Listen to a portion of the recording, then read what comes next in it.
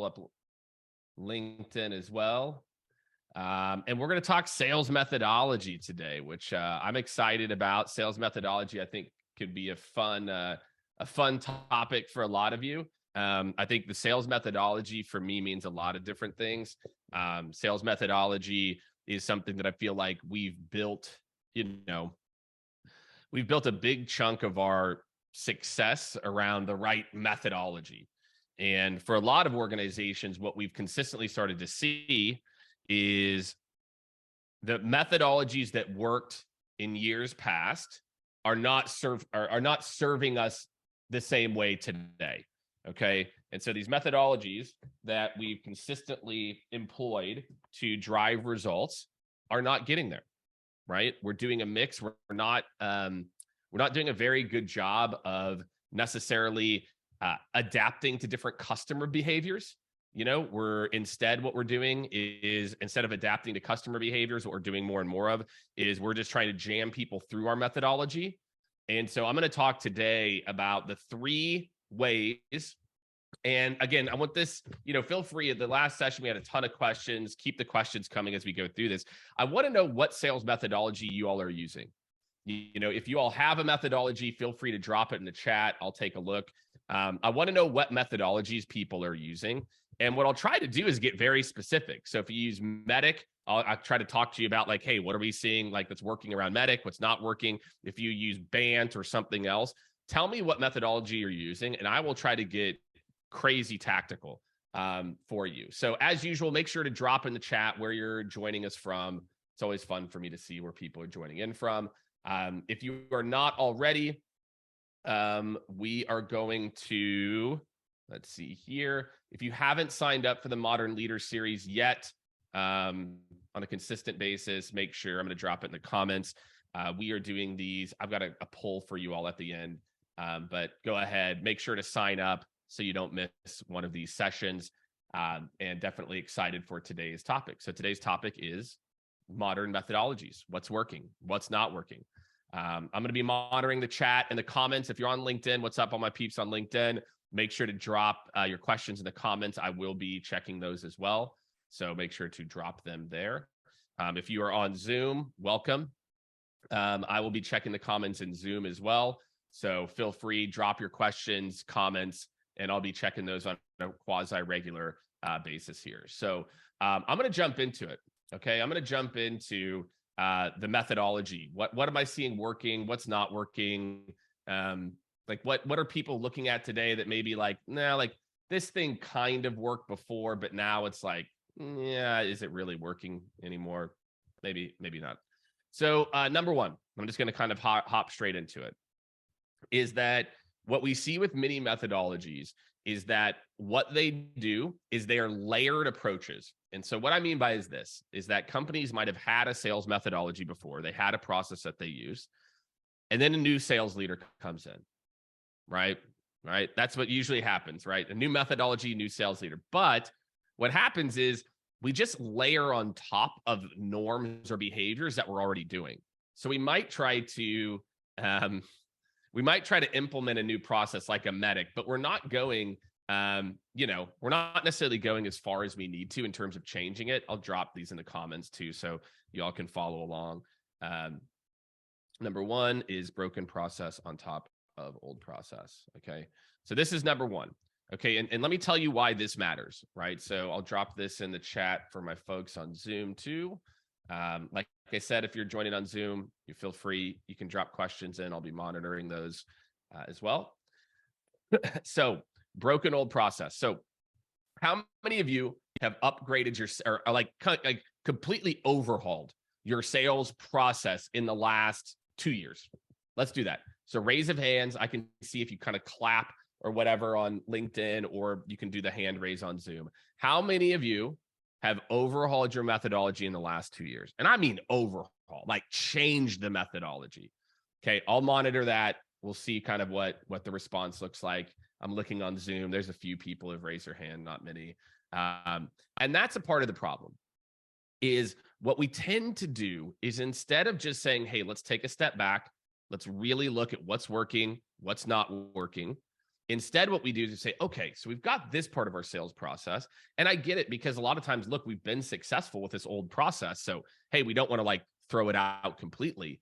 But I will tell you this, that if you are continuing to just update a process that was mediocre, you're not going to have a modern process for 2023. So the number one piece I want to call out where your sales methodology is hurting your customer engagement is that we are hesitant or nervous to just build something anew. That, sure, of course, there will be elements of what you're doing that were phenomenal and that worked really, really well. Of course there will be.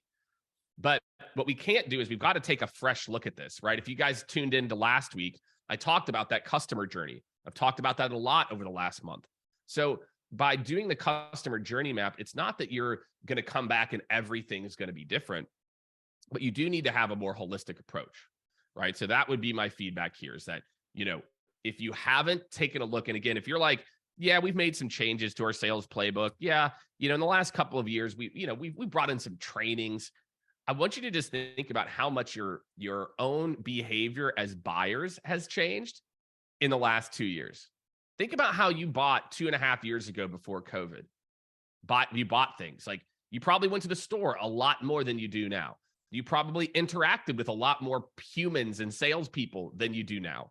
But B2B buying, we just keep making small incremental changes that again, don't actually get us the results that we want. Okay, so that's number one, is your methodology is hurting your customer experience because you're not taking a fresh look at it. And so for anyone out there, my homework item for you on this is very simple. It's very similar to the homework item I gave, I think it was last week or the week before. Just sit down and think about your customer experience. What are they experiencing? How are they interacting with your brand and you as a seller? Because guess what? You can adapt, to do whatever you want as a part of it. So just map that process out and think about how you're engaging and showing up. Okay. Number two, speed. This one here is the real killer. And the funny part is this has been an issue for a while, meaning, here you go, speed is number two. So like I said, if you guys have questions as I'm going through this, or again, you want to get specific, tell me what methodology you're using, and I'll try to kind of give you my 2 cents on that methodology specifically. But there you go. 2 is speed. Okay, what do I mean by speed? McKinsey actually did a report on the importance of speed in the deal. Okay. McKinsey did a report, and this was like 2018, I want to say. When did I go to Dreamforce last? Like actually attend a session, 2019, 2018, something like that. And McKinsey said from their interviews with buyers, and this is 2019, okay, speed was 2 times more important than price, right? That buyers said, we want to try to get an outcome here more than anything. And we don't care about paying an extra, 20% or 30%. We're trying to solve a problem here. And so we want someone who can help to get us up to speed, help to make sure that we're using the process effectively, and that we're seeing the changes. The issue is most methodologies and customer engagement do not address speed. They are not built for people that have already educated themselves. They're not built for people that want to move quickly, and people that come into you with a very high level of intent and say, look, man, and I don't know about you, I've talked to a lot of sales leaders. If you're a sales leader, you can kind of raise your hand on this. When I book a meeting for something I'm looking for, and the person who reaches out is like, business development rep or something like that, the very first thing I do is send an email. I say, look, I want to see a demo on the first call. I've already researched you and other 3 competitors. Like, let's go. As opposed to like, I get on with this person who adds like no value to the conversation, right? Then I got to wait 3 days. Then I get on with another person. Well, guess what? I've already got quotes from your competitors. So if you're going to make me drag this thing out like another week, not interested. And I'm telling you, probably this year alone, I would guess there's 3+ different companies that we were looking at a solution for that I disqualified out because of how slow their sales process was. And again, I want all of you to just think about this, that your sales methodology should be about getting customers the information they need at the right times, not about your qualification process. So if your sales methodology is really built for your sales team to forecast and your sales team and the methodology that you all want to implement, you're going to be in trouble. And so as you're thinking about next year, again, I want you to think about this one concept. Do you have a way for people who are high intent to buy things faster? Does your sales process have multiple triage points where you know you can skip to step 3? You can, okay, this person's not there yet, so we'll slow down. Does your sales process and methodology have this component of it? Is it really mapped to the different customer journeys that people might want to go on? Or is it kind of a one-size-fits-all process? We're seeing this time and time again. Most sales methodologies are one-size-fits-all. Everyone goes to the same linear path. They'll go to this step and this step. The reality is people kind of like are all over. They can come in and actually be at step 3 because they have already talked to competitors. Maybe they got pricing 6 months ago and a whole slew of other things. So again, if your methodology does not have a way for customers who are high intent to move faster, you're going to lose deals. So that means if your boss is like, well, Jake, we didn't get all of MedPick or insert whatever methodology on the first or second call, so they're not moving along. It's like, dude, you just have no clue like how people are actually buying things today. And so I want to encourage all of you, how big of a part of your sales process do you pay to speed? Okay, speed. All right, no numero trace. Here we go. Number 3 is this. This one's going to resonate for a lot of you, I think. Just copying and pasting it in. Oh, does that work? There we go. All right, now it worked. All right, number 3 here is we are focusing on the wrong areas. Okay, so number 3, let me drop this in here. Bow. Okay, is that many methodologies I see, okay, have some core tenets that, again, what I want to call out is there's nothing inherently wrong with what a lot of methodologies do. The problem is many of these methodologies, and please, if you don't believe me, go Google it. Go Google when the methodology that your sales team is using was invented. Okay, I want you all to think about this. Okay, a lot of these methodologies, I mean, a lot of them were built in the 90s. Facts. Okay, go ahead and Google MedPick, Google all these. They were built for a customer journey in 1998 or something. Some of them were built in the 2000s, a customer journey in 2002. How much has our buying preference and our world changed in the last 20 years for how we interact with people and content and websites and companies and brands? My friends, it has, my gosh, it has changed it like a remarkable amount. There was no Amazon next day delivery. There was no one click to buy. There was no Stripe. None of this all exists. All has been built in the last 10 years. There's no social media really. Well, MySpace, shout out to MySpace. MySpace was, I guess, MySpace has definitely been around. So Friendster, I guess, was the other one too. I never got involved with Friendster. I went straight from MySpace to Facebook. But I want you to think about how much our buying behavior has changed. And if your methodology, again, is most likely focusing in the wrong areas because your sales methodology was built 20 to 30 years ago for a customer who behaved and had no access to information. So the salesperson needed to be the person who educated them. And guess what? Things have changed, right? Like I said, number 2, if your methodology does not account for speed, for how to move people through the process faster, it's over. I'm just telling you, you're going to have so many deals fall out of the pipeline because you just move too slow. Your methodology is not built for people that are highly educated in the process. And number 2 and I'm going to talk about these 2 at length, which really kind of goes into line with speed, is there's an over focus on qualification. It's pretty wild to me right now. I was very fortunate. Look, whenever I was formally trained in sales, I was kind of like good naturally and went through a lot of different really good training programs. I'm very lucky for that. We were trained in this like idea of really consultative. It's funny. God, did we use the word qualification ever? I don't remember. I don't remember qualification being a term that we used. And that's, I mean, I was managing teams too. Like, I don't know, especially not in like the first or second call. Now, maybe later in the deal, you would ask the question, but like, we didn't even use the word qualification because that's not how we viewed our job as sales organizations. Our job is to consult, understand where they're at, what they're trying to accomplish, and see if there's an opportunity for us to partner today or tomorrow or help to get them on the right path. And that's the language we use. We use value. Man, he's actually a current customer now, so it's kind of fun that it's kind of come full circle here. That I used to always get on this kid, Adam. What's up, Adam Fisher, if you're listening? And I'd be like, where's the value? Like, more value, more value. We focused our first call on how much value can you give? How much value can you to get them excited about it, to get them in the process, etc. So for a lot of you, I want you to think about that. Like, I don't think when I was building teams 10 years ago, and then with our clients today, we just don't use the word qualification.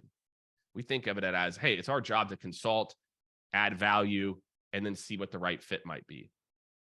And so because many methodologies, and again, I don't even blame the methodology. Many times it's like the sales leadership has boiled it down to being about qualification. It's not.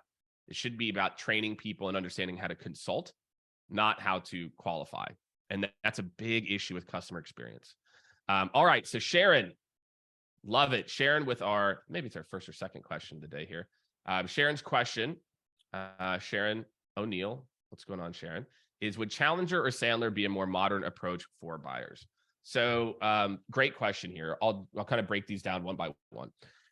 So what Challenger, in my opinion, when executed correctly, okay, there's a couple of things. I'll tell you the first thing I disagree with Challenger. I just combine them into Chandler. So Challenger plus Sandler. So Challenger in particular, the main concept is like, you don't really do a discovery. You kind of like talk them through industry challenges and problems and things like that. And then you kind of do discovery as you're educating them. Not a fan. I've consistently seen it lead to people talking about a lot of things that aren't relevant to the customer and people tuning out. What I do like about Challengers, the concept of, look, I want to talk to you about trends and things that are happening in the space. These are third party. This isn't me, in my opinion. These are the trends that we're seeing, etc. But again, I just don't see a lot of teams actually training their teams how to have those like industry positioning conversations.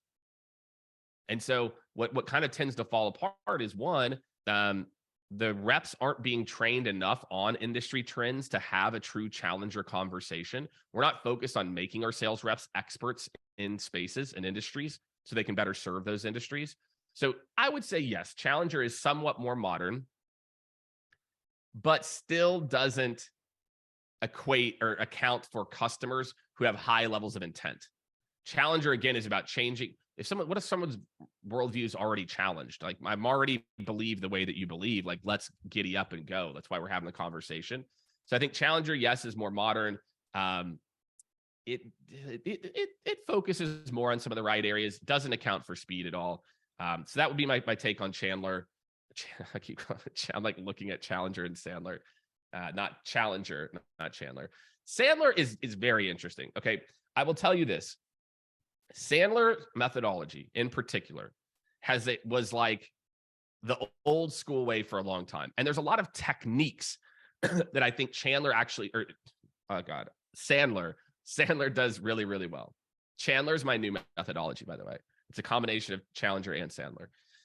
So what Sandler, I think, has some interesting techniques. Like, there's one that they have called the upfront contract. Now, the problem is the way it's executed. It's executed cheesy. It's like, so if we can do this and you can do this, would you do this? It's like, dude, are you serious? And that's really my knock with most of Sandler right now. It's not that the techniques that Sandler teaches, like I think they have the pain funnel. I think that's Sandler is the pain funnel. Those things worked better when they were novel or new. Now it just comes off as cheesy. Like, what's another great like Sandler technique question?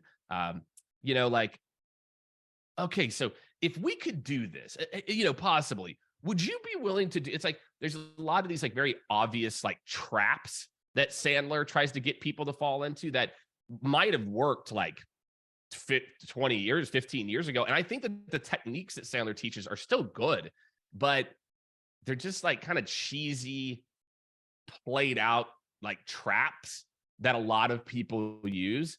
And so I think they actually end up turning off buyers sometimes. So especially sophisticated, high intent buyers, I think Sandler has some techniques that will turn those buyers off.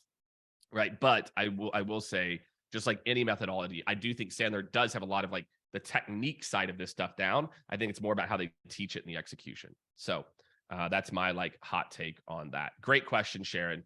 Appreciate you. Again, feel free. Let me go check over on Zoom. All right. Yep. We got some questions here. So feel free, guys, keep dropping the questions here. I'm going to talk through the need for a champion, which is another one that's kind of controversial with people. So the other thing I'll bring up is this concept of the champion. Okay. If you subscribe to Medic or MedPick, they talk about this idea of a champion. It's interesting. I guess maybe I'm fortunate. I was never exposed to this earlier in my career or tainted by it early in my career. When I came up in sales, I was never taught. Well, we talked about the concept of a champion and some of these things, but it was never a focus. It was always, you got to go figure this out. You got to go be the quarterback. You got to go orchestrate the deal. You can't be sitting around waiting for some champion, as opposed to like doing it yourself. Like the way that I was trained is, look, the seller is the quarterback. If you have someone on the other side who's helping you, that's fantastic.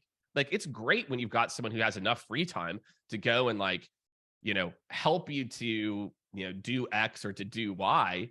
But the only real champion in a sales process is you. You are the only champion. It's just you. And if you, and a lot of these methodologies rely on like getting this person and then thinking that this person doesn't have a day job and that they're going to magically shepherd you. Don't get me wrong. It happens, it happens from time to time that you will get a champion. Trust me. It's awesome. When you do get that person who's like opening doors, being proactive, it's great. But it happens like once every few years, right? And it's okay. And by the way, I think it's gonna be happening less and less and less as people are busier and busier and busier. Ken called out Chandler could be, yes, I'm trying to deliver as much value as possible. So again, practicing what I preach, always delivering value. Ken, I hope you're doing great. Sharon, I'm glad that was helpful. Anyone else out there, again, if you've got a methodology question, or maybe there's a part of your sales process where you're like, this just doesn't seem like the best way to do it today. You can feel free to drop that in the chat as well too. And I'll try to tackle that after I finish up here with the need for a champion. So need for a champion. So again, I'm not saying that you don't want to try to find people who will be allies for you. Totally great, right? Build value. Here's how I'm going to help you, etc. But I'm going to give you kind of the core areas of things you cannot expect a champion to do. Okay. These are the things that if you just give up all hope, because here's what's happened. If you give up all hope and then someone does end up helping you, fantastic. If not, no problem, because you have your own plan. Okay. Number one, coordinating all the meetings for you. Okay. This is probably the biggest one. You have to realize, I saw a stat, this stat's maybe a few years old now, and it's like 84% of organizations report poor internal collaboration. So what does that mean for you? If 80+% of people report poor internal collaboration, do you think they know who needs to be on these meetings? Do you think they know how to get Jessica and IT to show up for the meeting, or Ken in marketing? They do not.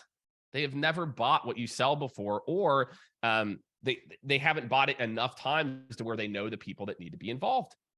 And so the biggest way I see the concept of champions hurting people is they expect this person to go book all the meetings for them. No, take that off their plate.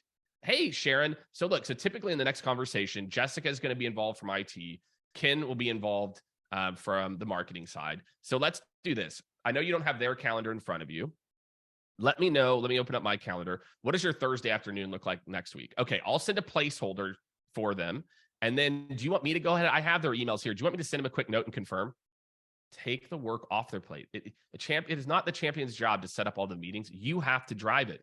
After the big meeting, great, guys. Hey, I really enjoyed the conversation. So Sharon, I'm going to send you an email. We'll coordinate some time to talk through like the IT and vetting, Jessica, etc. You've got to go set the meetings.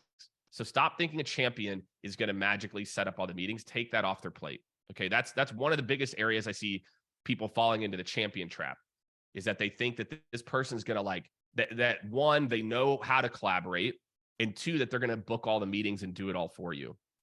Okay, those are actually candidly like the top two. Is like by you suggesting paths forward and by you helping to coordinate, you're going to see your deal speed accelerate dramatically. So for anyone out there, again, I'm not saying that champions are bad. I'm just saying they just really don't exist in a lot of deals. And what I would consider like a champion, that's that person who's really just doing everything for you. And the third thing I'll leave you with the champion is this. There's a very high likelihood they don't have the full story. Usually this person is not the most senior executive. And so the story that they tell you on the problems that are involved and that are happening, there's some like I listen and I hear it and I document it, but I'm also not trying to validate it. I'm actually, when I'm meeting with other people in the business, I'm actually hearing for where this story does not fit. And so what I see happen is when people rely on a champion's input too much, what ends up happening is they go into those bigger meetings and, hey, so here's what I understand your issues are. You're trying to do this, this, this, and this. And so I'm going to tell you how we can do this. And they just feel like they got to demo, they got to jump into it. Instead of what they need to do is say, look, from our conversation, these are the three things that stood out. Okay, IT team, tell me more how you all see these, these initiatives playing out. Okay, marketing, how do you see these? You've got to try to not validate on every call that all the assumptions you heard from the call before are real. Instead, what I told my team is go into every single call assuming everything has changed. If you go into every call assuming every single thing has changed, it will completely change the quality of information that you get. It will change you from losing deals late because you didn't ask tough questions or get other people's input. You just got that one champion's input, and it kills the deal. So those are my three. Why you don't need a champion to get a deal done, and that even when you do, you still have a lot of work to do. You've got to help with the collaboration and tell them who needs to be involved because they most likely don't know. You've got to be the facilitator of the meeting. You've got to go book those meetings, run meetings without them, etc. And then you need to make sure that you get everybody's opinions, not just the opinion of the champion. And so for me, that in particular is like, that's what I see us over focus on the wrong areas is we do one of those three things. So there you have it, my friends. There are three things for your sales methodology that you need to go and take a very hard look at. Okay. Just to recap for you. Number one is, have you just built a methodology now that is layering on more good habits to old bad habits? So it's just not, it's kind of like a Frankenstein, and it's not engineered for a modern customer journey. Okay. If that resonates, you need to go map your customer journey. Go look at the video we did last week, and that will be a good one for you. Okay. That's number one. Number two, okay, is speed. I am telling this is going to be the one, and I'll drop it in here again. If you're joining me on LinkedIn and you haven't signed up for the Modern Leader newsletter or these Modern Leader lives, you can sign up there so you get the notifications in advance. Speed wins deals today. Again, McKinsey, this is 2018, 19. This is like 3-4 years ago, did a study that said it was 2x more important than price. And you better believe today it's probably more. So if your methodology does not have a process to fast track people who are further down the intent funnel, you're going to lose deals. Because this company over here had my first call, they had an AE, they're ready to rock, they were transparent with pricing. This one over here, I had to talk to an SDR, take 3 days to get on with an AE, 4 days to get a proposal. Forget, I don't have time for this. It's a $30,000 buy. I don't have time to spend 3-4 weeks with you. So does your methodology have a way to triage and fast track people? And last, but certainly not least, is does your methodology today over focus on the wrong areas? Is qualification in your brain, or is consultation? Because I'm telling you, if you want to win as a seller, get rid of the word qualification and insert the word consultation. My job is it doesn't really matter if you're qualified or not. I'm going to try to help you get on your right path. And that's my job, is to understand what your world is, be an expert in the space, to know what the right fit is for you, and then help you to get on your journey. And the other part of the over focus is on the champion, right? You have to be the catalyst. You have to be the person driving the momentum. If you do that, you're going to be successful. So hope everyone had an amazing Thanksgiving. Chiefs had a big W yesterday. Although the Rams did start a rookie quarterback, so I can't take it. Wasn't the prettiest of wins, but we'll take it. And so then, so I'm looking forward. Let's see, next week is going to be the 3 things that you need to add to your sales methodology. So I talked a lot today about what's hurting it. Next week, I'm going to talk about what you need to add to your sales methodology. So make sure to tune in, make sure to sign up for the Modern Leader newsletter, and have a great rest of your week. Finish the month out strong, and we'll see you on the next one. Take care, everybody.